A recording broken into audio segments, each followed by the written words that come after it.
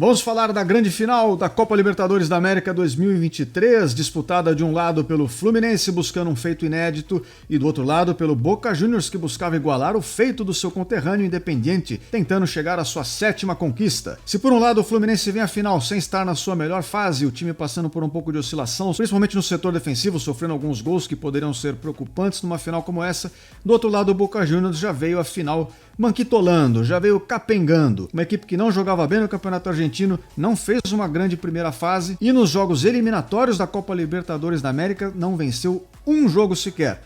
Com o agravante de que o jogo ainda seria no Maracanã, casa do Fluminense, podemos dizer que o Fluminense vinha à disputa com algum favoritismo e o concretizou, o confirmou, sagrando-se campeão pela primeira vez da competição. A gente vai falar mais sobre esse jogo em seus mais diversos aspectos, mas antes um pequeno recado para você que está chegando agora.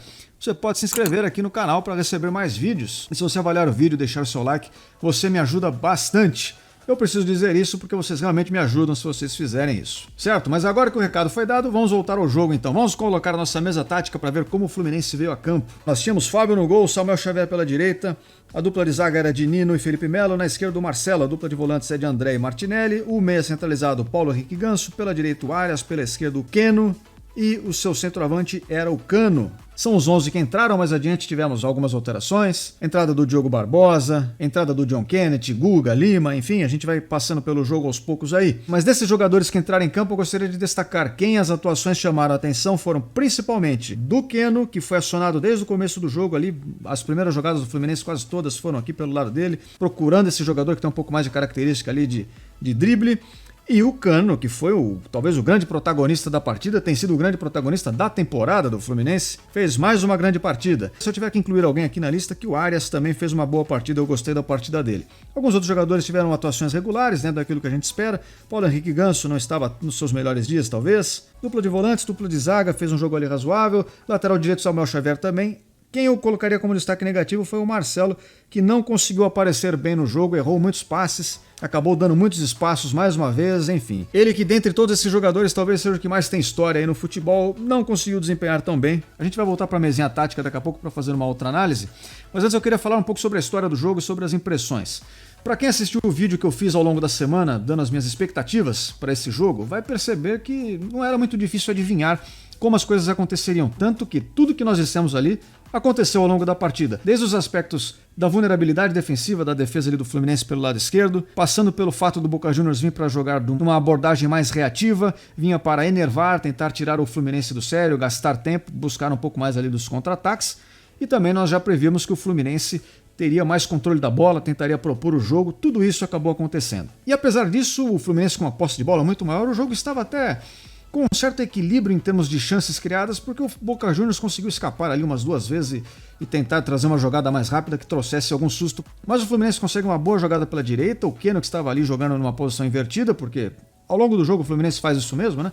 Troca os pontas de lado, acumula 2 pontas no mesmo lado, tenta fazer algumas variações. O Fluminense consegue um gol numa excelente movimentação do Cano, que se livra da marcação do Advíncula. Depois eu vou pôr na mesa tática, a gente vai mostrar o que há por trás dos gols, para que a gente veja isso mais em detalhes, mas uma boa movimentação do Cano, ele consegue abrir o placar. Ainda no primeiro tempo, eu queria só ressaltar uma pequena anotação que eu fiz aqui, mas que eu já teria expulsado o Valentini por uma tentativa de agressão ao Ganso, né? Numa cobrança de escanteio, ele tentou dar uma cabeçada no Ganso, o árbitro, seu Vilmar Roldan, não viu ou fingiu que não viu, os árbitros de vídeo igualmente fingiram que não viram, porque a imagem estava disponível, né? Se eu pude ver aqui pela transmissão, eles puderam ver por lá também, creio eu. Evitou problemas, não quis se complicar e não expulsou, mas eu teria, se eu fosse o árbitro, expulsado desde o começo. E até o final do primeiro tempo, quem teve o grande destaque ali do Boca Juniors, eu colocaria o Merentiel, por incrível que pareça, né? Os torcedores do Palmeiras o conhecem bem, inclusive ele é jogador do Palmeiras atualmente, mas eu acho que foi o destaque do Boca Juniors ao longo da partida inteira. O Advíncula acabou marcando o gol, a gente vai falar sobre isso, mas o jogador que mais trouxe perigo, assim, mais foi agudo, acabou sendo este atacante aí, e não o seu companheiro uruguaio, o Cavani, né, que tentou construir o jogo ali, tentou contribuir, mas não estava também no melhor dos seus dias, a bola não sobrou muito para ele. No segundo tempo, o Fluminense começou a dar um pouco mais de espaço para o Boca Juniors, que obviamente se lançou ao ataque buscando um empate, e numa jogada cortando para dentro, o Advíncula acha um chute ali de perna esquerda e consegue o gol de empate. A gente vai ver mais detalhes sobre esse gol daqui a pouco, mas é um gol que parece ter pesado no momento inicial no psicológico do Fluminense, que se abateu ali por alguns minutos. O que, é claro, pode acontecer num momento como esse, ainda mais porque o Fluminense vinha numa sequência de lances ofensivos, que ele vinha perdendo algumas chances, tentando explorar o espaço que o Boca Juniors estava deixando ao partir para o ataque, e logo após perder uma oportunidade acaba saindo o gol do Boca Juniors. Aquilo deu uma pequena desanimada ali na equipe, mas logo então tudo se restabeleceu. A partida no seu tempo regulamentar termina lá em 1-1. Na prorrogação, John Kennedy, que havia entrado no final do segundo tempo, consegue fazer um gol num outro espaço encontrado ali na defesa do Boca Juniors, uma forte finalização, sem nenhuma chance de defesa para o goleiro, e com esse gol ele acaba indo comemorar com a torcida, toma cartão, é expulso e deixa o Fluminense com 1 a menos para os minutos finais da prorrogação. É uma irresponsabilidade? É, porque você não sabe o que vai acontecer dali para frente, né? Poderia ter feito muita falta a presença dele em campo, mas ao mesmo tempo o cara fez o gol ali, ele tem uma história particular toda ali, de superação, coisa e tal, o cara desabafou e acabou sendo expulso. Eu sou sempre contra esse tipo de coisa, né? Eu, como torcedor, ficaria meio possesso com o cara ali, porque você pode estar comprometendo o trabalho de toda a equipe ao ser expulso assim de uma forma irresponsável. Mas, para sorte dele, de todos os seus companheiros e de toda a sua torcida, acabou tudo dando certo. O Fluminense jogou melhor que o Boca Juniors ao longo da partida. O Boca Juniors teve alguns lances de perigo, é verdade, como eu falei, com o Merentiel principalmente, mas ao frigir dos ovos, considerando a final em si, o Fluminense foi merecedor da vitória e seria muito estranho se a equipe do Boca Juniors saísse vencedora. Agora, eu queria trazer um pouco mais de atenção a 2 pontos de destaque e aos gols. Primeiro eu vou fazer os destaques negativos dessa partida que não estão dentro de campo necessariamente. Claro, eu poderia falar sobre alguns lapsos ali de violência, a gente tinha previsto isso também, né?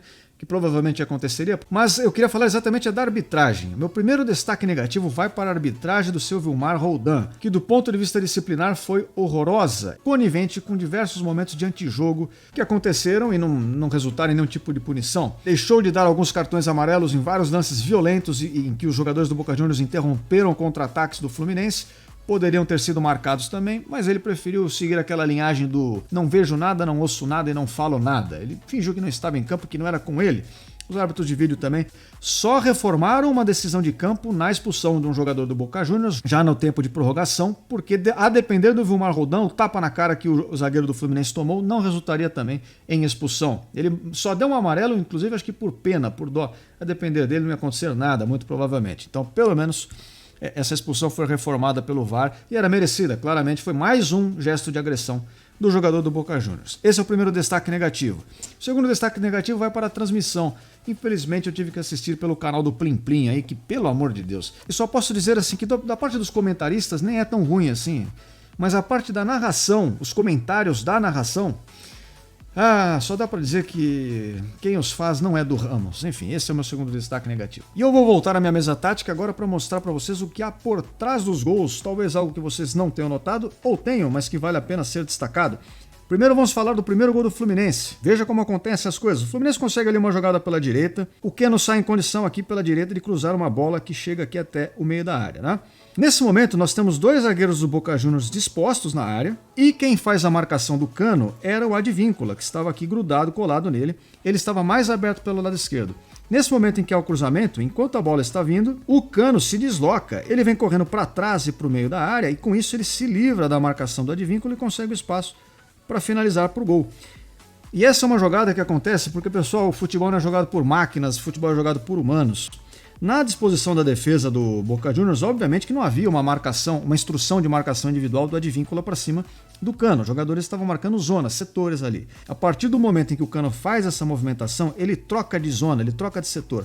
Ele estava no setor do Advíncula e passa a estar no setor do zagueiro do Boca Juniors, que está de costas para o lance, porque ele está olhando a bola aqui na direita. O Advíncula tenta acompanhá-lo, mas demora um pouco. O Cano sai antes. Primeiro o Cano dispara e só depois o Advíncula, percebendo que ainda é dele o jogador, porque o outro jogador não pode cobri-lo, ele tenta então fechar o espaço e é tarde demais. Nessa grande movimentação, o Cano tem o mérito de criar o espaço. Essa movimentação típica de centroavante, um gol muito típico de centroavante, e a defesa do Boca Juniors não conseguiu acompanhar isso, porque essas dinâmicas acontecem mesmo ao longo de uma partida. Já no gol do Boca Juniors acontece uma coisa muito parecida, só que do lado esquerdo da defesa do Fluminense. Dessa vez a defesa da equipe do Tricolor aqui, que está fazendo aquele balanço natural, né, defendendo em bloco, defendendo cada um a sua zona, o seu setor. Conforme o jogador Advíncula sai da zona de marcação do Marcelo, o Marcelo espera que o Keno, que estava aqui do lado dele, seguisse na marcação, ele fizesse a troca. A partir desse ponto ele não é mais meu, ele é seu.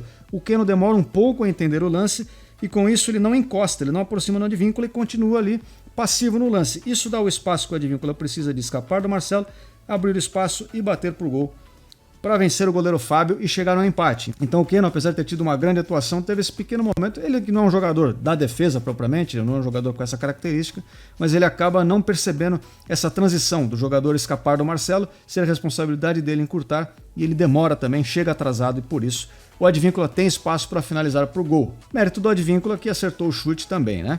E por fim, mais uma vez isso acontece, no segundo gol do Fluminense, o Diogo Barbosa joga uma bola por cima para o Keno, que faz um pivô, e enquanto essa movimentação está acontecendo, o John Kennedy, que estava sendo marcado de perto por um jogador do Boca Juniors, acaba escapando dele. Ele dispara antes, o jogador do Boca demora a correr atrás dele, e nisso que o Keno faz o pivô, a bola sobra para o John Kennedy bater pro gol também, e vencer o goleiro Romero e fazer o gol da vitória do Fluminense. Então você percebe que os 3 gols têm algo em comum. Sempre o atacante que propõe o movimento se desloca primeiro, sai na frente, o defensor tem uma demora no tempo de reação. Quando ele percebe já é tarde demais, o jogador já está livre, e assim acontecendo todos os gols. Mas pessoal, isso não é uma característica tão específica deste jogo. Estou mostrando porque é o que aconteceu. Mas isso é uma coisa do futebol. Ao longo do jogo, essas dinâmicas acontecem inúmeras vezes em todos os setores do campo. E é por isso que os gols acabam saindo. Mas a verdade é que a maioria das vezes essas falhas ocorrem ao longo do jogo e passam despercebidas porque não ocasionam lances de gol. A bola sai pela lateral, o jogador erra o passe, mas enfim, são nos pequenos detalhes, na repetição aqui de pequenos errinhos, pequenas chances, que as coisas vão ganhando forma e determinam o resultado. Por isso o futebol é um jogo tão interessante. E mais uma vez foi decidido nos detalhes. Estamos de acordo quanto a isso? Então pessoal, Fluminense campeão, uma conquista inédita, apesar de toda a batalha campal que tem acontecido no Rio de Janeiro aí, no entorno dessa partida. Espero que não aconteça mais nenhum caso aí de violência, como a gente viu no metrô, nas ruas, na praia, em todos os lugares no Rio de Janeiro, torcedores do Boca Juniors e torcedores do Fluminense se digladiando nas ruas, é uma coisa realmente animalesca que não deveria acontecer. Mas apesar disso, vamos fazer o recorte aqui só da final do jogo em si, e dentro das 4 linhas, ali no que diz respeito ao futebol, o Fluminense fez mais por merecer a vitória, jogou mais futebol, e se você quiser expandir o recorte aí para a competição como um todo, o Fluminense foi melhor na competição como um todo do que o Boca Juniors também. Então dá para dizer que é um título merecido. Não foi uma final decidida com polêmicas, com irregularidades, com erros de arbitragem, embora o árbitro sequer tenha colaborado muito com isso, mas enfim. Mais um time brasileiro conquista a América e é a 5ª vitória brasileira seguida na competição, quebrando um recorde aí. Até então nenhum país tinha conseguido vencer 5 vezes seguidas. Com esse título do Fluminense, o Brasil é o primeiro então que consegue 5 títulos seguidos que vão ficar para a história. A todos que acompanharam até aqui eu agradeço. Caso você queira receber mais vídeos é só se inscrever aqui no canal. Eu espero todos vocês aqui em breve e até a próxima. Fui!